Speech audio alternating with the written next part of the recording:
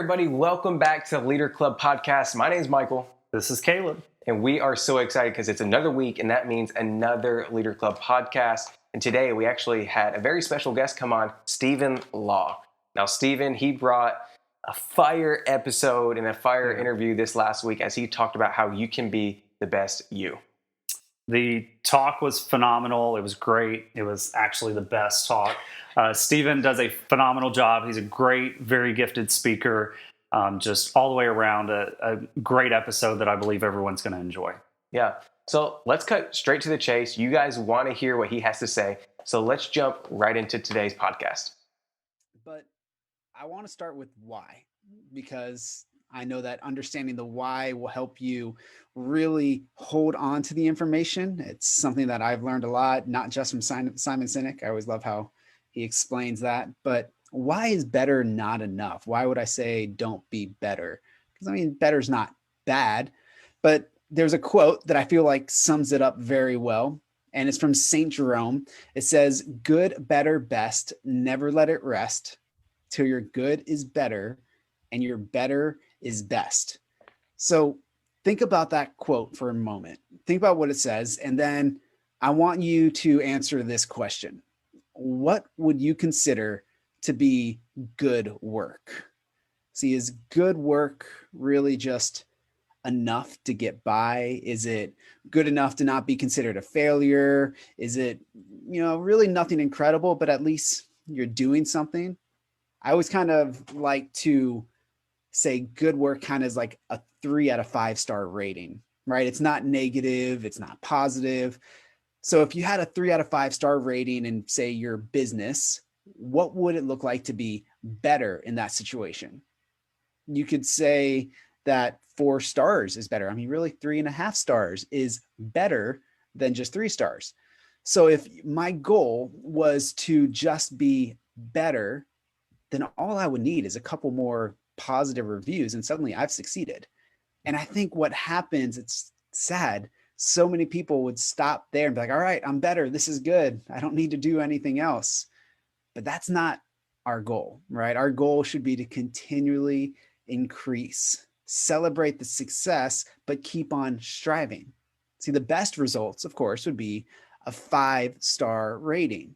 So our goal shouldn't just to be better, but to be best. And being best, of course, does require us to constantly get better, but it starts with a mindset, right? The mindset of saying, I'm not satisfied with just being better. I'm going to always strive for my best.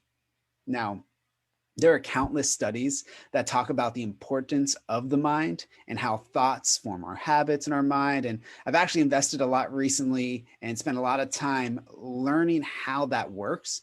But it really comes down to this simple statement. Our way of thinking will shape the person we become, the obstacles we overcome, and our achievements.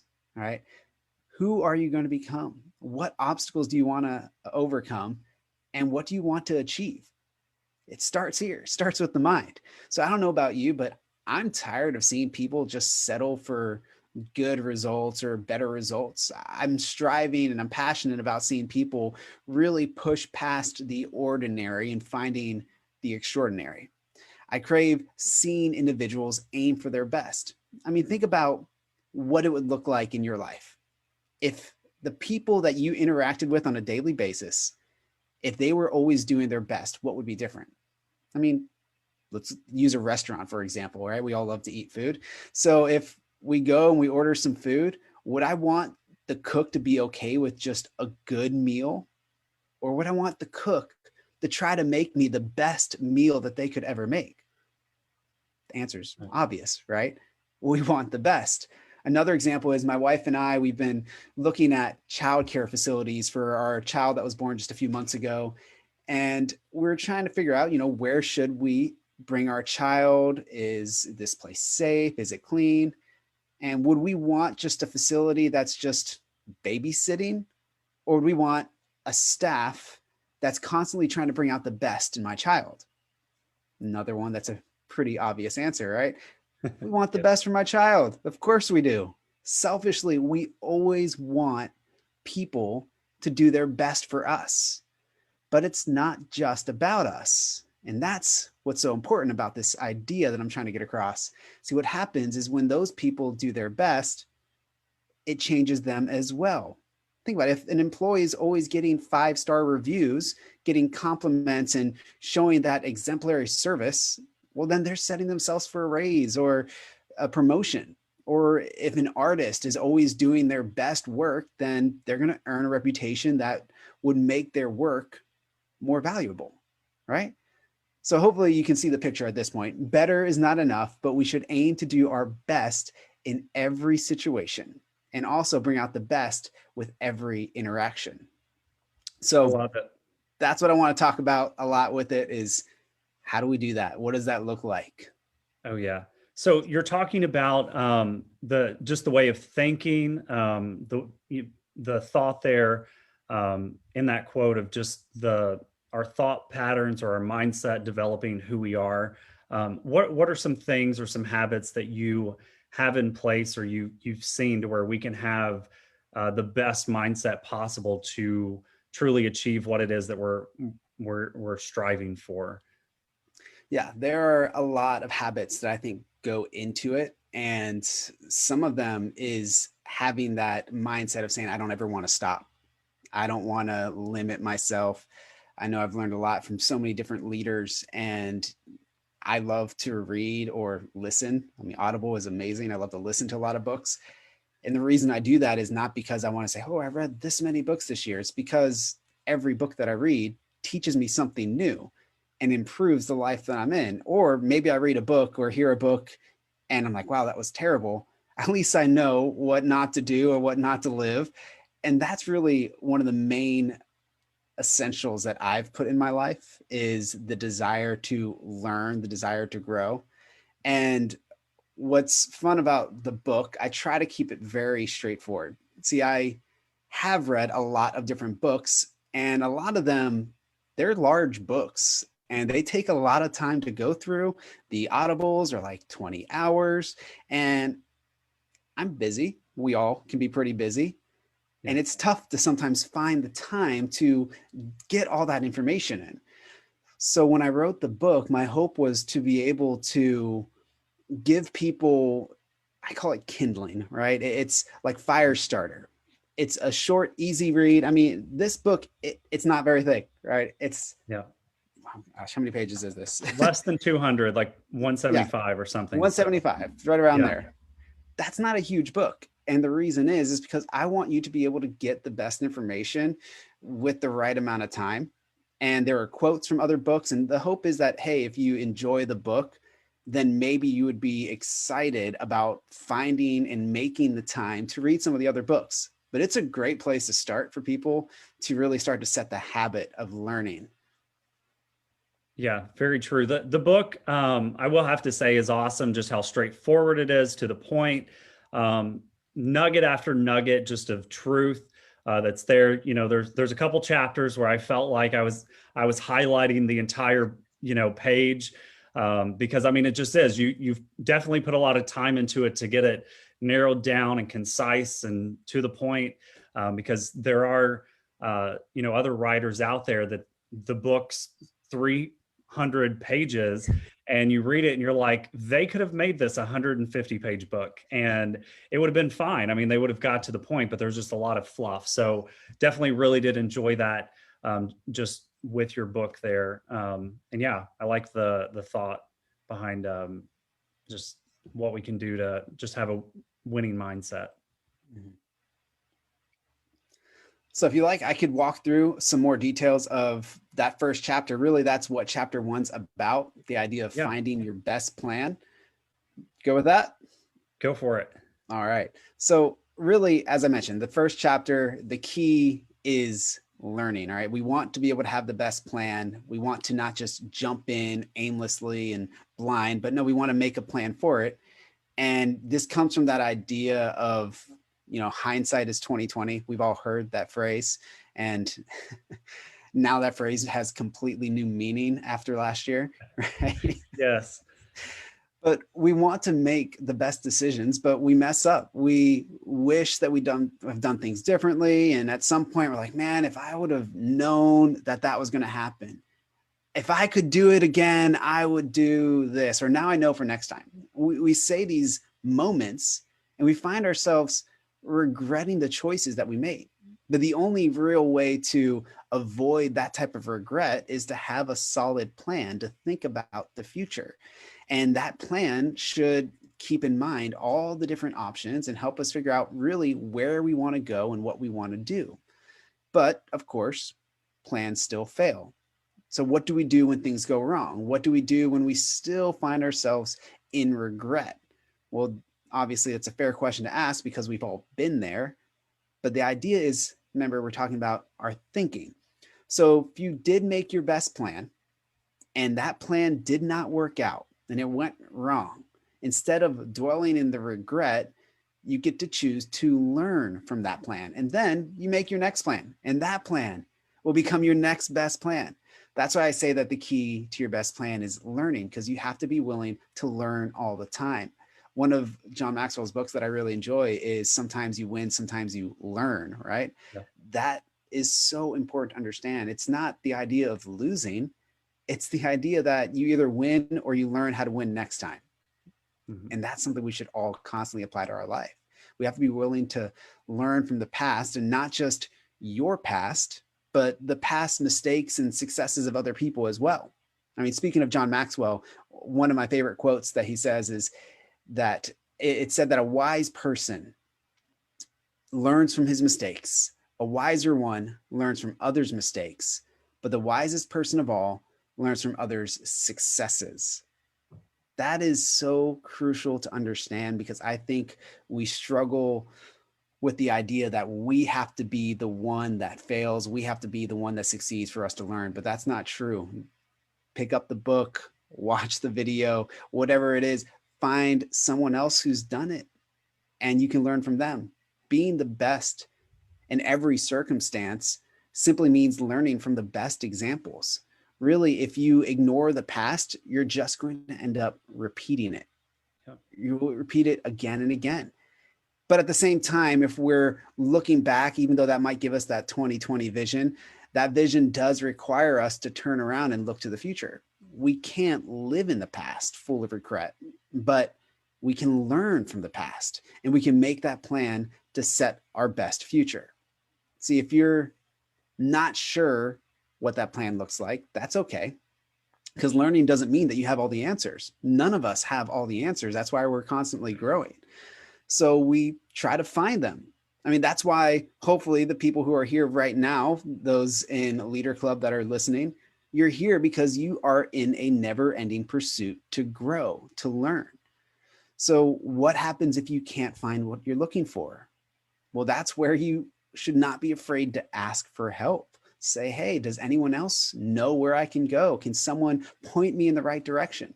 Because I would bet that there is somebody else in the world who's trying to do exactly what it is that you want to do. So get guidance, read a book, get a coach, find a mentor, whatever it is. I mean, the options, honestly, they're pretty limitless now more than ever. You just have to be willing to go and look for them. But because the options are so limitless, it can be easily overwhelming. And we just find ourselves lost, like, oh, well, I don't know where to start. I don't know what to do. So that's why at this point in the book, I try to help people understand really 3 key questions to help get them started. And that's, what do you want to learn? Where do you want to go?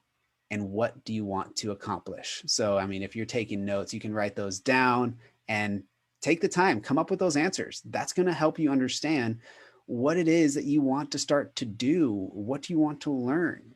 These questions really are important, but they just lead to the next part of the book, which is our foundation. So I don't know if we have any questions yet about that, but the next section we'll get into is setting our best foundation.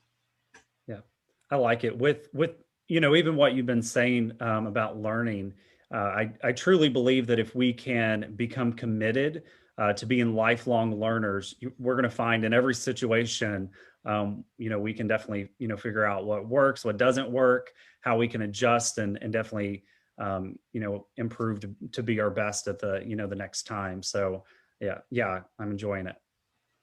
Good. Yeah, that's the idea. I want to help people understand. I mean, don't stop learning. You look at anybody who's successful in life. What do? They continually learn. They're constantly investing in some form of growth. So that's what we should be doing.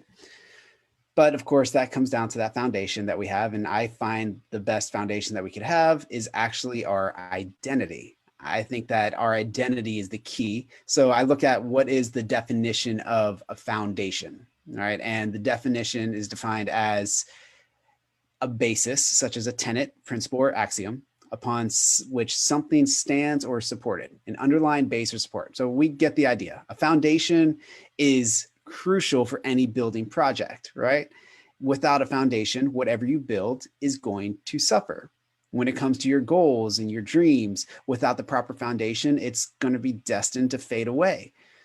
Now, since there are so many options, like I said before, it's so crucial for us to decide what is the best option for you, which may not look the same for everybody because we're all different. And that's why identity is so important here. Because if I go on Google and I say, what's the best,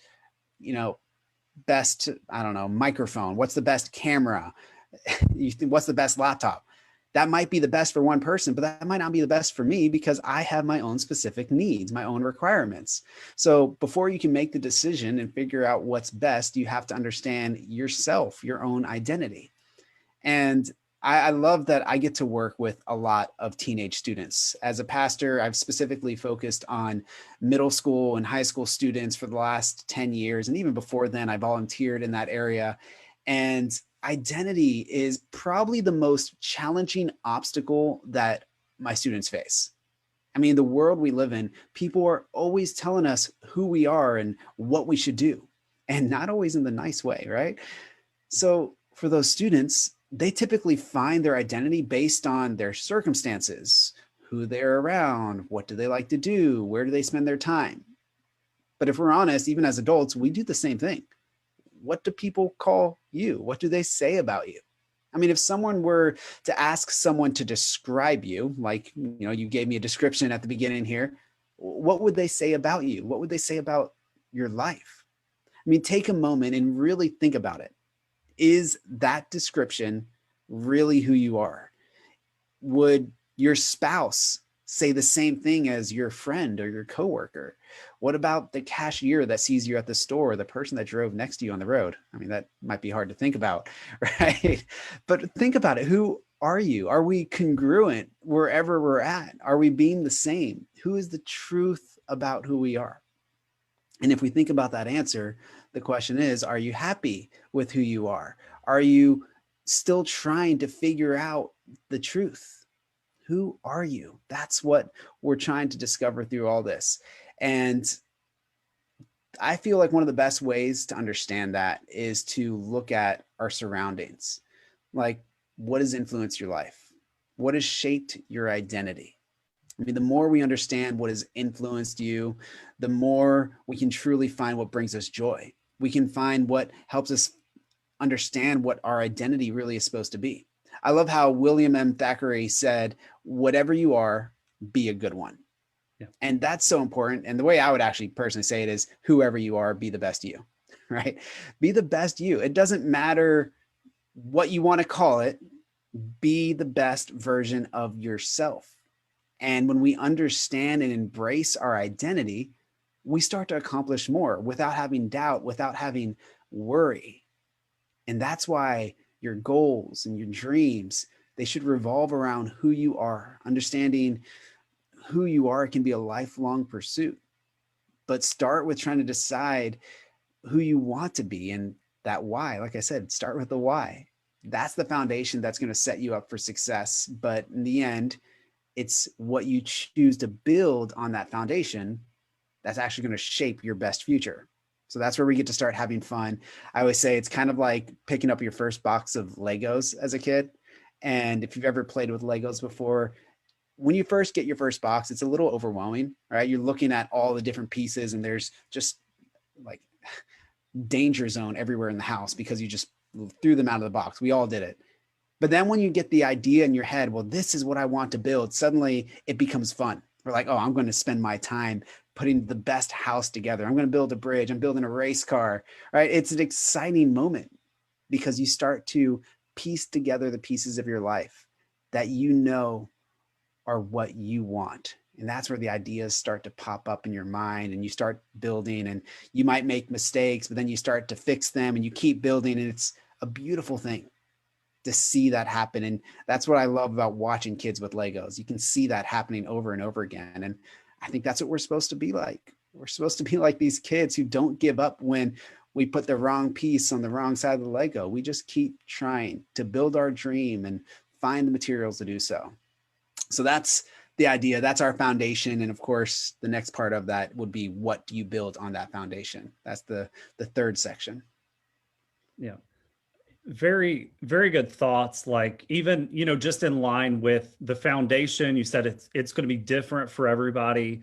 So whenever we think about, like, people being created on purpose for a purpose, and the, just different characteristics everybody has, it's like being the best version of yourself, that you had said there, whatever you are, be a good one. I've always enjoyed that quote, but really, the truth behind it is, if I'm getting my tools out of the garage and I have a project that I'm wanting to complete, I'm not going to get mad at the hammer for not being able to complete the same thing that the screwdriver can do, or, whatever else, is there, not get mad at the drill because it doesn't have, it can't level something out like the level can. So truly, in that section of the book, just even, thinking about our purpose, is that whenever we can truly or get our identity in place of knowing who we are, we're going to really just be set up to be the best versions of ourselves. And truly, when we can quit comparing ourselves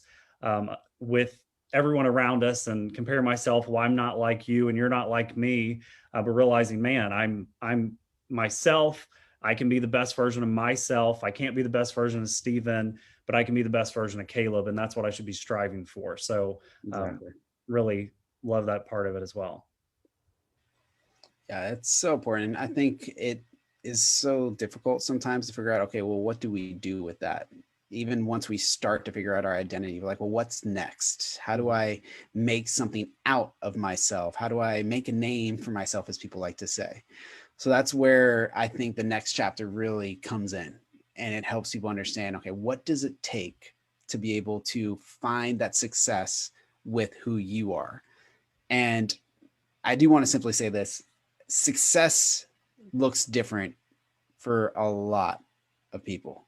It's not the same. It's not one guaranteed area of success. It's not always getting money. It's not always having the cars. I mean, people will find their own version of success. And that's why I think the identity is so important. So once you get that, you're ready to start building.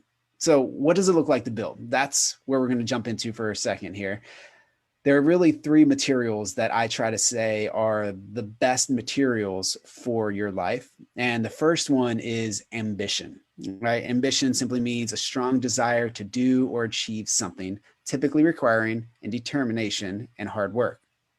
Right? We have to have that determination. We have to work hard for something. That's the idea of ambition. Ambition is not lazy, right? It means doing the effort to make it happen. So if you start to understand what it is that you want to achieve, then you have to be willing to put the work to get there.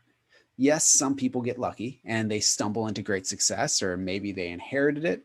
But even then, those people who got lucky, if they want to keep that success, they still need to put in the work. That's why we see so many people who get rich quick and then suddenly they're poor the next day, because they didn't keep putting in the right effort or work. So if you want to utilize ambition, then you first need to understand what it is that you want. So what is your dream? All right. What is it that you're thinking about? And I love this quote from Zig Ziglar. It says, if you can dream it, then you can achieve it.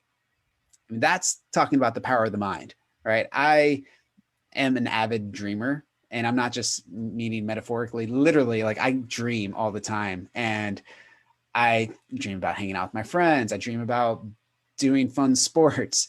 And I'm like, well, I could do that. If I can do it in the dream, I'm going to do it in real life. But the truth is, the idea of our dreams, it comes down to what is it that we're really passionate about? What gets us excited? What do you want to contribute to the world? I mean, these are big questions to really think about. And if you haven't really thought through those questions, it's not too late. Of course, you can start brainstorming about your dreams and ideas, but don't stop at just one dream. Don't stop at just one idea. Pull out paper or notes app, whatever it is, start jotting down as many dreams as you can. And as you write them down, see which ones start to relate to the other dreams, which ones have a common theme. Maybe it's a direction or some type of ambition that you can start to chase. And then once you see that ambition, chase after it. Don't be afraid to dream big. I always would say that big dreams yield big results. So don't limit yourself thinking, well, I'm only, this age. I've only done this much in my life. I haven't been that successful yet. Don't have that type of mindset. I want us to always think through, you know what? It doesn't matter where I'm at right now. It's where I want to go that's important. That's where people like the Wright brothers or Walt Disney, they had these big dreams that a lot of people, honestly, they thought they were completely ridiculous, but they had an ambition and they chased after that ambition. And then those dreams became a reality.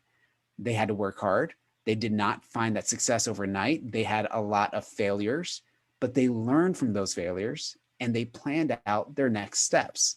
So if you want to have success, you need to have a dream and a plan to make that dream a reality. That's the idea here. What will it take to get there? What are some of the small steps that you can take now and the big steps that you'll need to take later? As I said earlier, we need to start with a plan to find success. And maybe that might involve some uncomfortable moments or times where it seems difficult. But those are the moments where we choose to use the next material, which is boldness. See, if you want to find your ambition, then you need to embrace boldness. So boldness means willingness to take risks or act innovatively. I already mentioned a few people who've done that, talking about Walt Disney or the Wright brothers, but most likely, as I said in the beginning, there's somebody else doing what you want to do. So how can you be innovative? How can you still come up with something new, right? Even if someone else is doing it, here's the truth, they're not you. So how will you do it in your own way?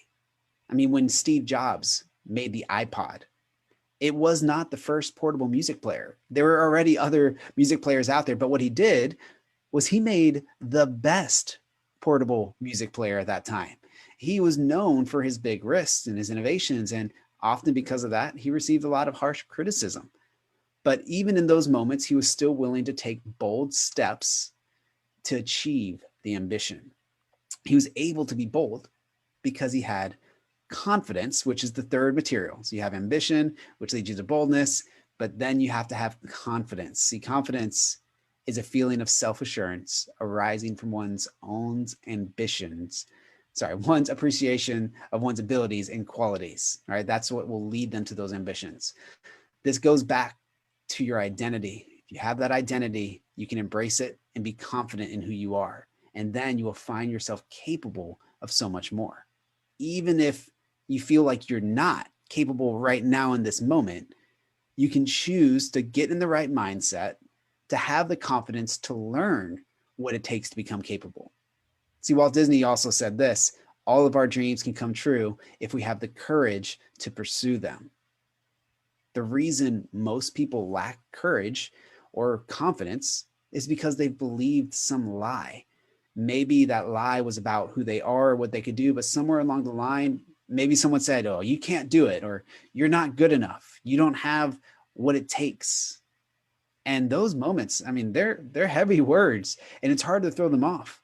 And they tend to stick with us for such a long time. Even when we do find ourselves improving enough to overcome it, we still hesitate and we doubt because of these past lies that we've heard. So the idea is believe in who you are and what you're capable of, not the lies. And in those moments, you can learn from mistakes. You can be confident in your potential and then take your best leap forward.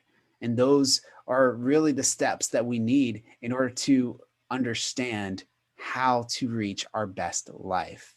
And after this, we can talk about motivation, which is one of my favorite chapters in the book. I love it. I cannot imagine a world without the Wright brothers. Airplanes, millions of people have benefited from, them having the ambition, boldness, and confidence needed. I can't imagine a world without Steve Jobs taking, the iPhone and just all the inventions and how much he's just advanced technology and competition in that world.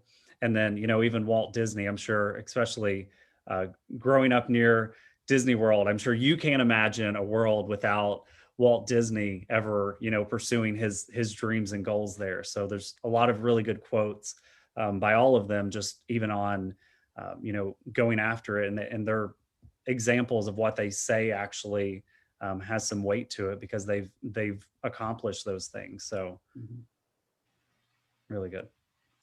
Yeah, it's definitely would be a less happy or less magical world without Walt Disney.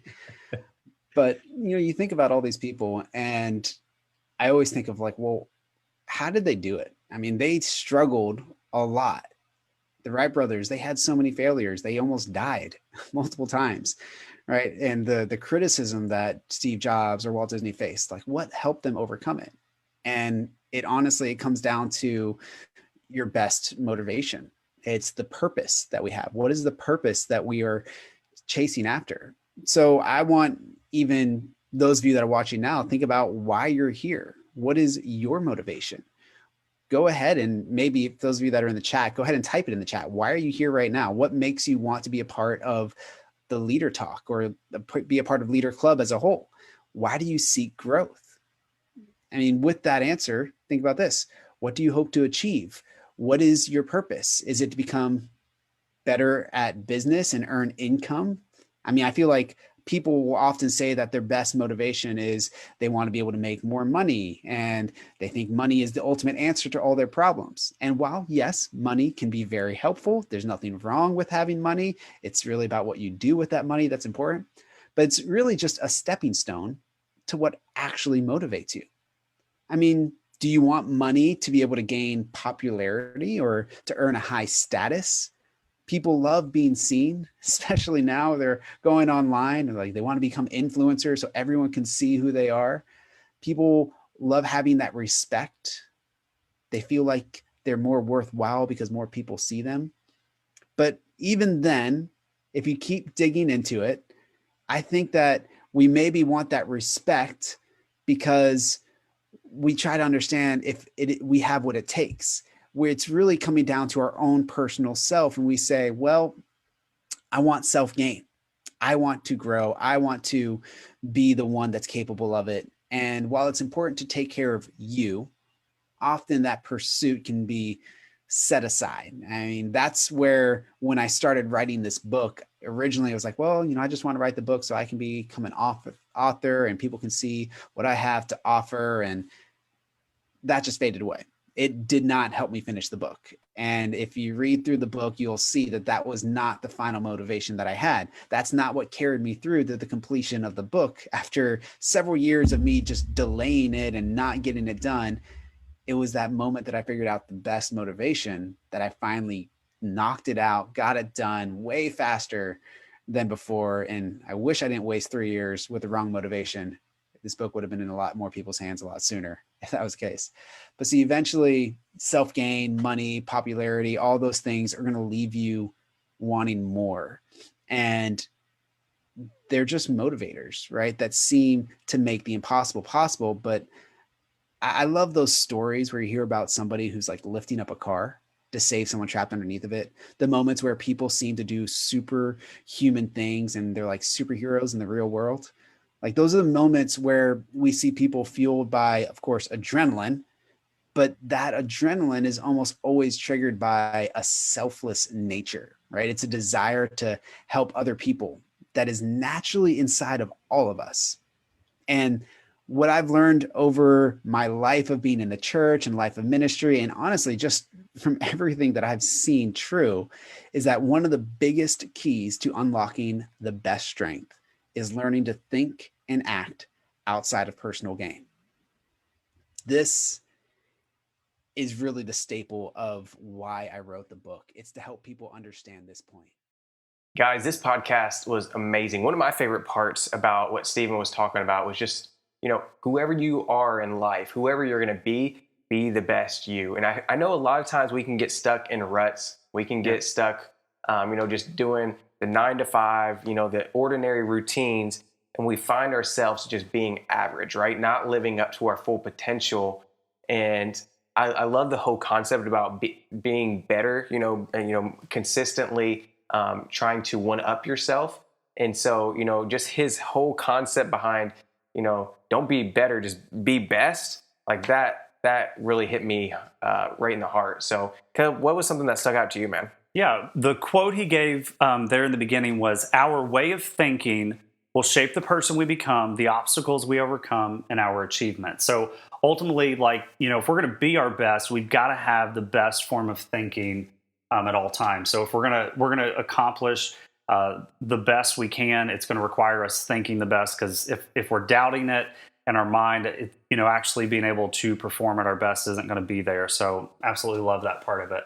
Yeah, and I feel like part of that kind of stems through confidence, right? Yeah. I've been listening to a lot of podcasts lately, and especially the new year, people talking about how confidence isn't necessarily pride, but confidence is having that faith and belief in yourself. And when you can really hone in on that and believe in yourself and have that positive thinking that, hey, I can do that we can do this, Caleb, I feel like that changes the game and helps you become the best you can be. So yeah, I really enjoyed that too. And, maybe you guys are in that position. Maybe you need to, increase your thinking, right? And you need to be that best person that you can be. I would suggest, and this is just me, I would suggest you jump into the Leader Club family if you're not already, and surround yourself with the people that are, on the same track as you, and they're improving their life. They're improving their thinking, by surrounding themselves with other people. Because I don't know about you, Caleb, but I've found that myself, just by creating Leader Club, I've found a lot more accountability, and, I'm starting to become the best person I can be because of this platform. So, if I were you all and you're listening right now and you're like, well, what's next for me? I would find, whether it's Leader Club or not, find a way to get plugged into a community that's going to help push you towards being the best you can be. Because you can go at it alone. You can go at your personal development and your personal life alone. But how would it be to surround yourself with somebody that was pushing you, right? And that's Caleb to me. Caleb's been pushing me and, encouraging me to grow consistently since we were in high school, and if I didn't have Caleb and other people like that in my life, I wouldn't be able to become the best person I can be. Well, I probably could, but it'd be a lot harder. Wouldn't you agree? Oh yeah. So as we strive to become, the best versions of ourselves, really, it's getting around the people that are going to help us grow, keeping good content in our lives, such as these podcasts, and surrounding ourselves with great people like Stephen and other talks. So becoming a part of the community. So if you all want to jump on board with dozens of other people who are in the Leader Club community, who encourage us to grow, who we're encouraging to grow, really is just phenomenal community of leaders, very much like a family that we are always helping each other out with what's going on in the group. So it's great. If you all want to be a part of that, you can go to leaderclubonline.com. and subscribe to the podcast, subscribe to our YouTube channel for more amazing talks like this. Yeah, definitely. Well, we hope to see you guys inside the community.